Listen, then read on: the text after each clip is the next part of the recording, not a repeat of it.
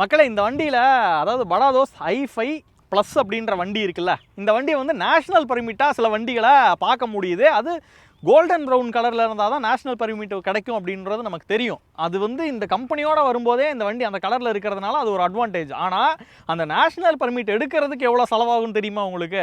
ஆனால் சொல்லுங்களேன். ஆனால் ஒரு 40,000 ரூபா ஆயிருங்கண்ணா.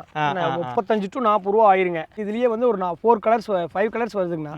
Grey, ivory, white, blue, golden brown அப்படின்னு ஒரு கலர் வருதுங்க. அந்த கோல்டன் ப்ரௌன் கலர்னு பார்த்தீங்கன்னா உங்களுக்கு நேஷனல் பர்மிட்டுக்குனே வந்த மாதிரி கலருங்க. அதில் நம்ம ஒயிட் பெயிண்டிங் மட்டும்தான் எக்ஸ்ட்ரா ஆட் பண்ண வேண்டியது இருக்கும். அது பெரிய காஸ்ட் வராதுங்க. அந்த பெயிண்டிங் காஸ்ட்டு, உங்களுக்கு ஆடியோ ப்ரோக்கரேஜிங் காஸ்ட்டு, டேக்ஸு, இப்போ பெர்மிட்டு எல்லாமே சேர்த்து பார்த்தீங்கன்னா உங்களுக்கு ஒரு 40,000 ரூபா செலவு வருதுங்கண்ணா. அப்போ நம்ம அந்த 40,000 ரூபா பண்ணோம்னா நேஷனல் பர்மிட்டை ஆட் பண்ணிக்கலாங்க நம்ம வெஹிக்கிளுக்கு. அதை ஆட் பண்ணிட்டா உங்களுக்கு அதர் ஸ்டேட் போகும்போது ஒவ்வொரு டைம் நீங்கள் பர்மிட் போட வேண்டியது இல்லை, டெம்பரவரி பர்மிட் போட வேண்டியது இல்லைங்க.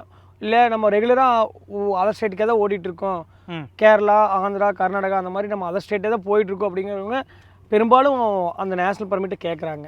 ஓகே, அது பண்ணிக்கலாம், கொடுத்துடலாங்கண்ணா.